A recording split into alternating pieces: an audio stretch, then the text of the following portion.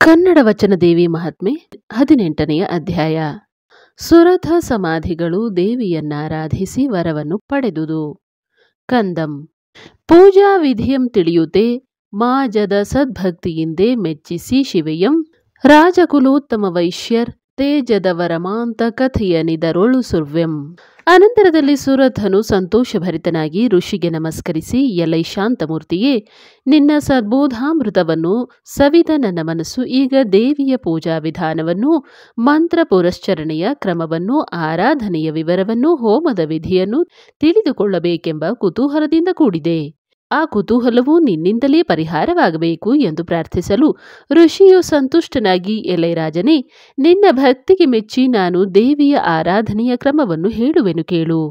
ಭಕ್ತರಿಗೆ ಐಹಿಕ ಮುಷ್ಟಿಕ ಸುಖಗಳನ್ನು ಕೊಟ್ಟು ವಿವೇಕಪೂರ್ವಕವಾದ ದಿವ್ಯಜ್ಞಾನವನ್ನು ಉತ್ಪತ್ತಿ ಮಾಡಿ ದುಃಖವನ್ನು ನಾಶ ಮಾಡುವ ಸರ್ವೋತ್ತಮವಾದ ಈ ದೇವಿ ಪೂಜಾ ವಿಧಾನವನ್ನು ಕೇಳಿದ ಮೇಲೆ ಅದೇ ಪ್ರಕಾರವಾಗಿ ಅನುಷ್ಠಾನ ಮಾಡಿ ದೇವಿಯನ್ನು ಮೆಚ್ಚಿಸಿದವರಿಗೆ ಸರ್ವ ಸಂಪತ್ತುಗಳು ಕೈವಶವಾಗುವುವು. ಕೇಳಿದವರು ಉದಾಸೀನತೆಯಿಂದ ಅನುಷ್ಠಾನ ಮಾಡದೆ ಬಿಟ್ಟವರಿಗೆ ಇದ್ದ ಸುಖವು ನಾಶವಾಗಿ ಕ್ಷೀಣಗತಿ ಉಂಟಾಗುವುದು. ಆದ ಕಾರಣ ಎಚ್ಚರಿಕೆಯಿಂದ ಕೇಳಿ ನಿಶ್ಚಲವಾಗಿ ದೇವಿಯನ್ನಾರಾಧಿಸು. ಹಾಗೆ ಮಾಡಲು ಈಗ ವಿವರಿಸುವೆನೆಂದು ಋಷಿಯು ದೇವಿಯ ಪೂಜಾ ವಿಧಾನವನ್ನು ಕ್ರಮವಾಗಿ ಹೇಳತೊಡಗಿದನು.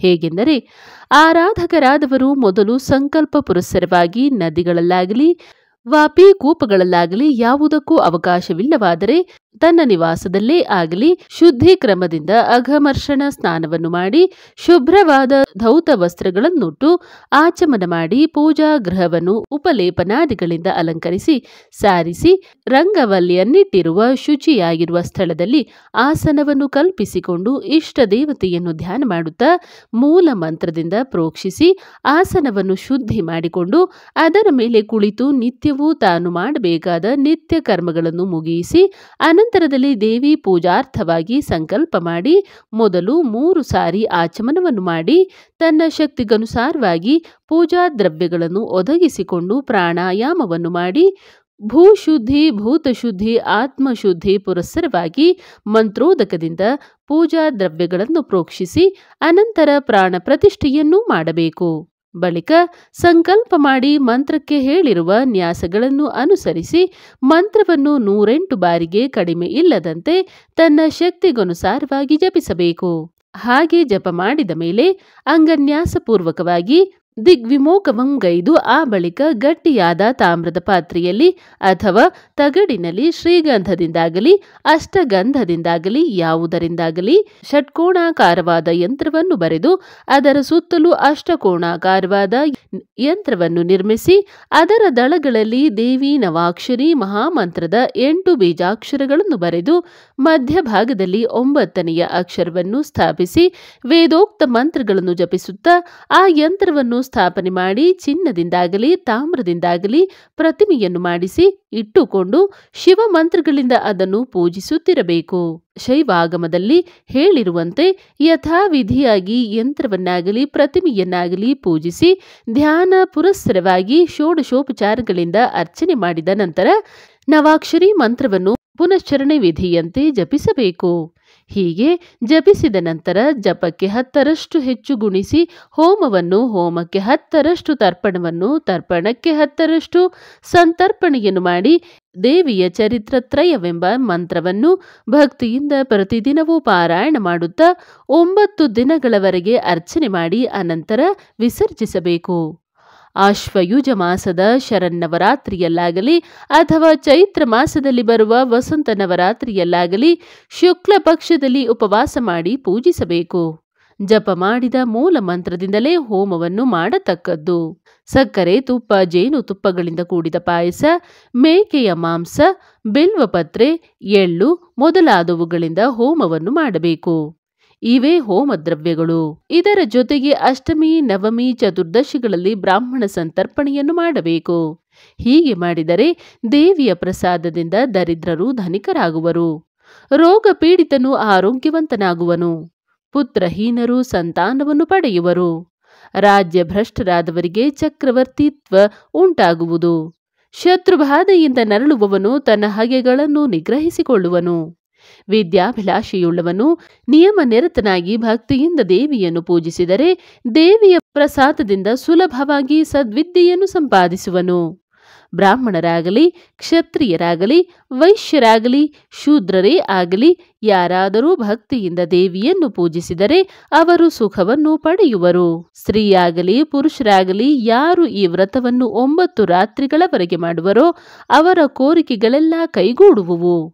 ಆಶ್ವಯುಜ ಮಾಸ ಶುಕ್ಲ ಪಕ್ಷದಲ್ಲಿ ಪಾಡ್ಯಮಿಯಿಂದ ನವಮಿಯವರೆಗೆ 9 ರಾತ್ರಿ ಪೂರ್ಣವಾಗಿ ಯಾರು ಈ ವ್ರತವನ್ನು ಶ್ರದ್ಧಾಭಕ್ತಿಗಳಿಂದ ಮಾಡುವರೋ ಅವರು ಸಕಲ ಇಷ್ಟಾರ್ಥಗಳನ್ನು ಪಡೆಯುವರು.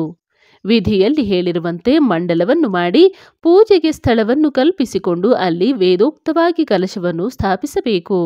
ಅದರ ಮೇಲೆ ಯಂತ್ರವನ್ನು ಇಟ್ಟು ಅಕ್ಕಿಯನ್ನು ಹರಡಿ ಮಂಟಪವನ್ನು ಪುಷ್ಪಮಾಲೆಗಳಿಂದಲೂ ಮೇಲ್ಕಟ್ಟುಗಳಿಂದಲೂ ರಮ್ಯವಾಗಿ ಅಲಂಕರಿಸಿ ಹಾಗೆ ಶೃಂಗಾರವಾದ ಚಂಡಿ ಗೃಹವನ್ನು ಧೂಪ ದೀಪಗಳಿಂದ ಪ್ರಕಾಶಗೊಳಿಸಿ ತನ್ನ ಶಕ್ತಿಗನುಸಾರವಾಗಿ ಕಾಲತ್ರಯದಲ್ಲಿಯೂ ಪೂಜೆ ಮಾಡುತ್ತಾ ಫಲ ಪುಷ್ಪ ಧೂಪ ದೀಪ ನೈವೇದ್ಯ ತಾಂಬೂಲಾದಿಗಳಿಂದ ಪೂಜೆಯನ್ನು ಮಾಡಿ ಗಂಧ ಮಾಲ್ಯ ವಸ್ತ್ರ ಆಭರಣ ತೈಲಗಳಿಂದಲೂ ಅರ್ಚನೆ ಮಾಡುತ್ತಿದ್ದು ಮಂತ್ರೋಕ್ತ ಪ್ರಕಾರದಿಂದ ಅಷ್ಟಮಿ ಮತ್ತು ನವಮಿಗಳಲ್ಲಿ ಹೋಮಗಳನ್ನು ಮಾಡಿ ಪೂರೈಸಿ ದಶಮಿಯ ದಿನ ಬ್ರಾಹ್ಮಣ ಸುವಾಸಿನಿಯರಿಗೆ ಸಂತರ್ಪಣೆಯನ್ನು ಮಾಡಬೇಕು. ಈ ಪ್ರಕಾರದಿಂದ ಸ್ತ್ರೀಯರಾಗಲಿ ಪುರುಷರಾಗಲಿ ವಿಧವೆಯರೇ ಆಗಲಿ ಯಾರಾದರೂ ನವರಾತ್ರಿಯಲ್ಲಿ ಈ ವ್ರತವನ್ನು ಮಾಡುವರೋ ಅವರು ಇಹಲೋಕದಲ್ಲಿ ಸಕಲ ಭೋಗಭಾಗ್ಯಗಳನ್ನು ಅನುಭವಿಸಿ ಕಡೆಗೆ ಪರಮ ಪದವೆಂಬ ಮುಕ್ತಿಯನ್ನು ಪಡೆವರು. ಆದ ಕಾರಣ ಎಲೈ ರಾಜಶ್ರೇಷ್ಠನೇ, ನೀನು ಇದೇ ಕ್ರಮದಲ್ಲಿ ಚಂಡಿಯನ್ನು ಆರಾಧಿಸಿದರೆ ನಿನ್ನ ಶತ್ರುಗಳು ಪರಾಜಿತರಾಗಿ ಓಡಿ ಹೋಗುವರು. ಆ ಬಳಿಕ ನಿನ್ನ ರಾಜ್ಯವು ನಿನಗೆ ದೊರೆಯುವುದು. ಇದಕ್ಕೆ ಲೇಷ ಮಾತ್ರವಾದರೂ ಸಂದೇಹವಿಲ್ಲ. ಎಲೈ ವೈಶ್ಯವರ್ಯನೇ, ನೀನೂ ಸಹ ಸೃಷ್ಟಿ ಸಂಹಾರ ಕಾರಣಳಾಗಿಯೂ ಮಹಾಮಾಯಾ ಸ್ವರೂಪಳಾಗಿಯೂ ಇರುವ ಜಗನ್ಮಾತೆಯಾದ ದೇವಿಯನ್ನು ಆರಾಧಿಸಿದರೆ ಅವಳ ಕರುಣ ಕಟಾಕ್ಷದಿಂದ ನಿನ್ನ ಕುಟುಂಬದವರಿಂದಲೂ ಕಾಲೋತ್ತಮರಿಂದಲೂ ಬಂಧುಗಳಿಂದಲೂ ಸಂಭಾವನೆಯನ್ನು ಪಡೆದು ನಿನ್ನ ಇಷ್ಟಾನುಸಾರವಾಗಿ ಸಂಸಾರ ಸುಖವನ್ನು ಪಡೆದು ಕಡೆಗೆ ದೇವಿಯ ಲೋಕವನ್ನು ಸೇರಿ ಮುಕ್ತಿಯನ್ನು ಪಡೆಯುವೆ. ಆದ ಕಾರಣ ದೇವಿಯನ್ನು ಪೂಜಿಸಿ ಧನ್ಯನಾಗು. ದೇವಿಯನ್ನು ಪೂಜಿಸದೆಯೂ ಧ್ಯಾನಿಸದೆಯೂ ಬಾಹಿರರಾದವರು ನರಕ ಭಾಜನರಾಗುವರು. ಅಲ್ಲದೆ ಇಹಲೋಕದಲ್ಲಿರುವವರೆಗೂ ನಾನಾ ರೋಗ ಬಾಧೆಯಿಂದ ನರಳಿ ಶತ್ರುಗಳಿಗೆ ವಶರಾಗಿ ಪತ್ನಿ ಪುತ್ರರನ್ನು ಕಳೆದುಕೊಂಡು ಆಶಾಪಾಶಕ್ಕೆ ಸಿಕ್ಕಿ ಲೋಭಾವಿಷ್ಟರಾಗಿ ದೀನರಾಗಿ ನಾನಾ ಕಷ್ಟ ಪರಂಪರೆಗಳಿಗೆ ಗುರಿಯಾಗುವರು. ಕಮಲಕರ ವೀರಾದಿ ಪುಷ್ಪಗಳಿಂದಲೂ ಧಾತ್ರಿ ಬಿಲ್ವ ಮೊದಲಾದ ಪತ್ರಗಳಿಂದಲೂ ಶ್ರದ್ಧಾಭಕ್ತಿಗಳಿಂದಲೂ ಮಂತ್ರೋವಿಧಾನಗಳಿಂದಲೂ ದೇವಿಯನ್ನು ಪೂಜಿಸಿದವರಿಗೆ ಅವಳ ಅನುಗ್ರಹದಿಂದ ಇಹಲೋಕದಲ್ಲಿ ಭೋಗವೂ ಪರಲೋಕದಲ್ಲಿ ಸುಖವೂ ಉಂಟಾಗುವುದೆಂದು ಹೇಳಿದನು.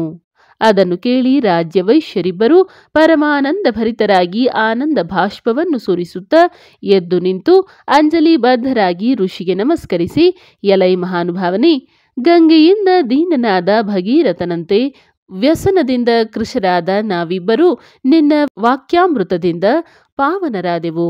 ನಿನ್ನಂಥ ಪರೋಪಕಾರ ನಿರತರಾದ ಸಾಧುಗಳು ಅಕೃತ್ರಿಮವಾದ ವಿಶ್ವಾಸದಿಂದ ಸಕಲ ಪ್ರಾಣಿಗಳಿಗೂ ಸುಖವನ್ನೀಯುತ್ತಿರುವರು. ನಮ್ಮ ಪೂರ್ವ ಪುಣ್ಯದ ಪರಿಪಾಕದಿಂದ ನಾವಿಬ್ಬರೂ ನಿನ್ನ ಆಶ್ರಮಕ್ಕೆ ಬಂದೆವು. ಇಲ್ಲಿಗೆ ಬಂದ ಕಾರಣದಿಂದ ನಮ್ಮ ದುಃಖವೆಲ್ಲ ನಿವಾರಣೆಯಾಯಿತು. ಲೋಕದಲ್ಲಿ ಹುಟ್ಟಿದವರೆಲ್ಲ ಸ್ವಾರ್ಥಪರರಾಗಿರಲು ಪರೋಪಕಾರ ನಿರತರಾದ ನಿಮ್ಮಂಥವರು ಎಲ್ಲಿಯೂ ಒಬ್ಬೊಬ್ಬರು ವಿರಳರಾಗಿರುವರು. ನಾವಿಬ್ಬರೂ ಸಂಸಾರದಲ್ಲಿ ಸುಖವಿಲ್ಲದೆ ಬಹು ಅತೃಪ್ತರಾಗಿದ್ದೆವು. ನಿನ್ನನ್ನು ಸಂದರ್ಶಿಸಿ ನಿನ್ನ ವಚನಾಮೃತವನ್ನು ಪಾನ ಮಾಡಿದ ಮೇಲೆ ನಮ್ಮ ಮನಸ್ಸಿನಲ್ಲಿದ್ದ ಕಷ್ಟ ಕಾಯಕಗಳೆಲ್ಲ ಪರಿಹಾರವಾದವು, ತಾಪತ್ರಯಗಳು ನಾಶವಾದವು. ಎಲೈ ಕರುಣಾನಿಧಿಯೇ, ನಿನ್ನ ವಾಗಾಮೃತ ಸೇವನೆಯಿಂದ ನಾವಿಬ್ಬರು ಕೃತಕೃತ್ಯರಾಗಿ ಧನ್ಯರೆನಿಸಿಕೊಂಡೆವು. ಅಗಾಧವಾದ ಸಂಸಾರ ಸಮುದ್ರದಲ್ಲಿ ಮುಳುಗಿ ತೊಳಲಿ ಬಳಲಿ ಬಲಗುಂದಿರುವ ನಮ್ಮನ್ನು ಕೈ ಹಿಡಿದು ಕಾಪಾಡು. ದಿವ್ಯತರವಾದ ಮಂತ್ರ ರಾಜವೆನಿಸಿದ ದೇವಿ ಮಂತ್ರವನ್ನು ಉಪದೇಶಿಸಿ ನಮ್ಮನ್ನು ಉದ್ಧರಿಸು. ಕರುಣಾನಿಧಿಯಾದ ನೀನು ಅನುಗ್ರಹಿಸಿದರೆ ನಾವು ದೇವಿಯನ್ನಾರಾಧಿಸಿ ಅವಳಿಂದ ವರವನ್ನು ಪಡೆದು ಪುನಃ ನಿನ್ನ ಬಳಿಗೆ ಬಂದು ನಿನ್ನ ದರ್ಶನವಾದ ಮೇಲೆ ನಿನ್ನ ಅಪ್ಪಣೆಯನ್ನು ಪಡೆದು ನಮ್ಮ ಮನೆಗಳಿಗೆ ಹೊರಡುವೆವು. ನಿನ್ನ ಮುಖದಿಂದ ನವಾಕ್ಷರಿ ಮಂತ್ರವನ್ನು ಉಪದೇಶಿಸಿಕೊಂಡು ನಿಯಮ ನಿರತನಾಗಿ ನಿರಾಹಾರ ವ್ರತದಿಂದ ದೇವಿಯನ್ನು ಕುರಿತು ತಪಸ್ಸು ಮಾಡುವೆವು. ಎಂದು ಪ್ರಾರ್ಥಿಸಿಕೊಂಡರು. ಆಗ ಸಂತೋಷಭರಿತನಾದ ಸುಮೇಧನೆಂಬ ಋಷಿವರ್ಯನು ಅವರ ಭಕ್ತಿಗೆ ಮೆಚ್ಚಿ ಧ್ಯಾನ ಕ್ರಮ ಸಹಿತ ಬೀಜಾಕ್ಷರಗಳಿಂದ ಕೂಡಿದ ನವಾಕ್ಷರಿ ಮಂತ್ರವನ್ನು ಅವರಿಬ್ಬರಿಗೂ ಉಪದೇಶ ಮಾಡಿದನು. ಅನಂತರದಲ್ಲಿ ಅವರಿಬ್ಬರೂ ಇಷ್ಟದೇವತೆಯನ್ನು ನೆನೆದು ಗುರುವನ್ನು ಸ್ಮರಿಸಿಕೊಂಡು ಒಂದಾನೊಂದು ನಿರ್ಜನವಾದ ನದೀ ತೀರಕ್ಕೆ ಬಂದು ರಮ್ಯವಾಗಿರುವ ಏಕಾಕಿಗಳಾಗಿ ಏಕಾಸನದಲ್ಲಿ ಕುಳಿತು ನಿಶ್ಚಲವಾದ ಭಕ್ತಿಯಿಂದ ಮೂಲ ಮಂತ್ರವನ್ನು ಜಪಿಸಿ ದೇವಿಯ ಚರಿತ್ರತ್ರಯವನ್ನು ತಪ್ಪದೆ ಪಾರಾಯಣ ಮಾಡುತ್ತಾ 1 ತಿಂಗಳ ಕಾಲ ತಪಸ್ಸು ಮಾಡಿದರು. ಬಳಿಕ ಅವರಿಗೆ ದೇವಿಯ ಪಾದ ಭಕ್ತಿಯು ನೆಲೆಗೊಂಡಿತು. ಅನಂತರ ಒಂದು ಕಾಲದಲ್ಲಿ ಸುಮೇಧ ಮಹರ್ಷಿಯ ಬಳಿಗೆ ಹೋಗಿ ಆತನಿಗೆ ನಮಸ್ಕರಿಸಿ ಅವನ ಅಪ್ಪಣೆಯಂತೆ ಕುಶಾಸನದಲ್ಲಿ ಕುಳಿತು ಸಕಲ ಕಾರ್ಯಗಳನ್ನು ತ್ಯಜಿಸಿ ಫಲಹಾರ ನಿಯಮದಿಂದ ಸದಾ ದೇವಿಯನ್ನೇ ಧ್ಯಾನಿಸುತ್ತಾ 1 ವರ್ಷ ಕಾಲ ತಪಸ್ಸು ಮಾಡಿದರು. ಆ ಬಳಿಕ ಫಲಾಹಾರವನ್ನು ತೊರೆದು ವರ್ಣಾಹಾರಿಗಳಾಗಿ ಅದೇ ಕ್ರಮದಿಂದ ತಪಸ್ಸು ಮಾಡುತ್ತಾ ಮತ್ತೊಂದು ವರ್ಷವನ್ನು ಕಳೆದರು. ಇದಾದ ಮೇಲೆ ಜಲಾಹಾರ ವಿಧಿಯಿಂದಲೇ ದೇವಿಯನ್ನು ಧ್ಯಾನಿಸುತ್ತಾ 1 ವರ್ಷವನ್ನು ನೂಕಿದರು. ಆ ಬಳಿಕ ಜಲಾಹಾರವನ್ನೂ ಬಿಟ್ಟು ವಾಯು ಸೇವನೆಯಿಂದ ತೃಪ್ತರಾಗಿ ದೇವಿಯನ್ನು ಕುರಿತು ತಪಸ್ಸು ಮಾಡಿದರು. ಇಷ್ಟಾದ ಮೇಲೆ ಒಂದು ದಿನ ರಾತ್ರಿ ಸ್ವಪ್ನದಲ್ಲಿ ರಕ್ತಾಂಬರಾವೃತಳಾದ ದೇವಿಯನ್ನು ಕಂಡು ಸಂತೋಷಪಟ್ಟು ಆಶ್ಚರ್ಯದಿಂದ ಅವಳನ್ನು ಪ್ರತ್ಯಕ್ಷವಾಗಿ ನೋಡಬೇಕೆಂಬಾಸೆಯಿಂದ ಇನ್ನೂ 1 ವರ್ಷ ಕಾಲ ಜಲಹಾರಿಗಳಾಗಿ ತಪಸ್ಸಿಗೆ ಕುಳಿತರು.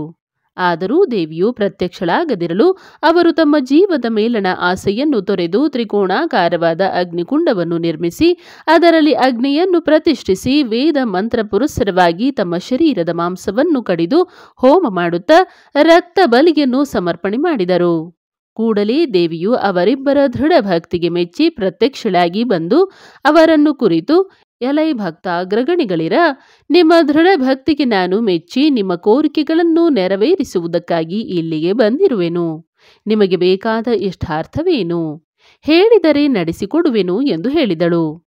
ಆಗ ರಾಜನು ಸಂತೋಷಭರಿತನಾಗಿ, ಎಲ್ಲವೂ ದೇವಿಯೇ, ಶತ್ರುಗಳಿಂದ ಆಕ್ರಮಿಸಲ್ಪಟ್ಟು ನನ್ನ ಕೈಬಿಟ್ಟು ಹೋಗಿರುವ ರಾಜ್ಯವು ಪುನಃ ನನ್ನ ಕೈವಶವಾಗಬೇಕು ಎಂದು ಕೇಳಿಕೊಂಡನು.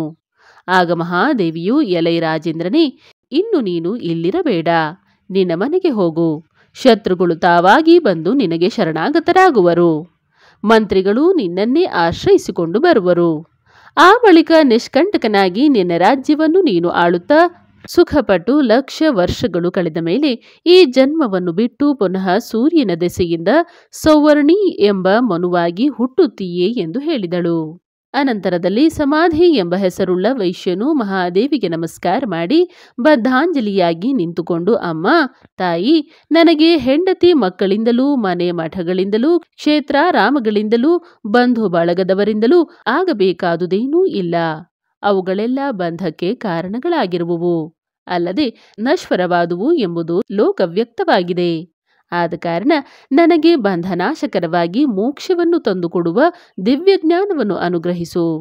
ಮೂಢರಾದವರು ಅಪಾರವಾದ ಈ ಸಂಸಾರದಲ್ಲಿ ಮಗ್ನರಾಗಿ ಮುಳುಗಿ ತೇಲುತ್ತಿರುತ್ತಾರೆ. ವಿವೇಕಿಗಳಾದರೂ ಈ ಸಂಸಾರ ಸಾಗರವನ್ನು ಜ್ಞಾನವೆಂಬ ಹಡಗಿನಿಂದ ಸುಖವಾಗಿ ದಾಟಿಕೊಂಡು ಬಂದು ಉತ್ತೀರ್ಣರಾಗುವರು. ಆದ ಕಾರಣ ಬಂಧರೂಪವಾದ ಈ ಸಂಸಾರವು ಎಂದಿಗೂ ನನಗೆ ಬೇಡ. ಮೋಕ್ಷದಾಯಕವಾದ ಜ್ಞಾನ ಒಂದಿದ್ದರೆ ಸಾಕು ಎಂದು ಬೇಡಿಕೊಂಡನು. ಆಗ ದೇವಿಯು ಸಂತೋಷದಿಂದ ಅವನನ್ನು ಕುರಿತು, ಎಲೈ ವೈಶ್ಯವರ್ಯನೇ, ನಿನ್ನ ಇಷ್ಟ ಪ್ರಕಾರವಾಗಿ ನಿನಗೆ ದಿವ್ಯಜ್ಞಾನ ಉಂಟಾಗಲಿ. ನಾನು ಹೋಗಿ ಬರುವೆನು ಎಂದು ಹೇಳಿ ಕ್ಷಣ ಮಾತ್ರದಲ್ಲಿ ದೇವಿಯು ಮಾಯವಾದಳು. ಬಳಿಕ ಸುರಥನು ಋಷಿಯ ಬಳಿಗೆ ಬಂದು ದೇವಿಯಿಂದ ತನಗೆ ಬಂದ ವರವನ್ನು ತಿಳಿಸಿ, ಇನ್ನು ನನ್ನ ಊರಿಗೆ ಹೊರಡಲು ನನಗೆ ಅಪ್ಪಣೆ ಕೊಡಬೇಕೆಂದು ಪ್ರಾರ್ಥಿಸಿದನು. ಅಷ್ಟು ಹೊತ್ತಿಗೆ ಸುರಥನ ಮಂತ್ರಿಗಳು ಅಲ್ಲಿಗೆ ಬಂದು ರಾಜನಿಗೆ ನಮಸ್ಕರಿಸಿ, ನಿನ್ನ ಶತ್ರುಗಳು ಬಲಹೀನರಾಗಿ ರಾಜ್ಯವನ್ನು ಬಿಟ್ಟು ಓಡಿ ಹೋದರು. ಈಗ ನಿಷ್ಕಂಟಕವಾಗಿರುವ ರಾಜ್ಯವನ್ನು ನೀನೇ ವಹಿಸಿಕೊಂಡು ನಮ್ಮನ್ನು ಕಾಪಾಡು ಎಂದು ಕಾಲ್ಗೆರಗಿ ಕೈ ಮುಗಿದು ಬೇಡಿಕೊಂಡರು. ಆಗ ಸುರಥನು ಸಂತೋಷದಿಂದ ಗುರುವಾದ ಸುಮೇಧ ಮಹರ್ಷಿಯ ಅಪ್ಪಣೆಯನ್ನು ಪಡೆದು ತನ್ನ ರಾಜ್ಯಕ್ಕೆ ಹೋಗಿ ರಾಜಧಾನಿಯನ್ನು ಹೊಕ್ಕು ಪಟ್ಟಾಭಿಷಿಕ್ತನಾಗಿ ಸುಖದಿಂದ ರಾಜ್ಯವನ್ನಾಳುತ್ತಿದ್ದನು.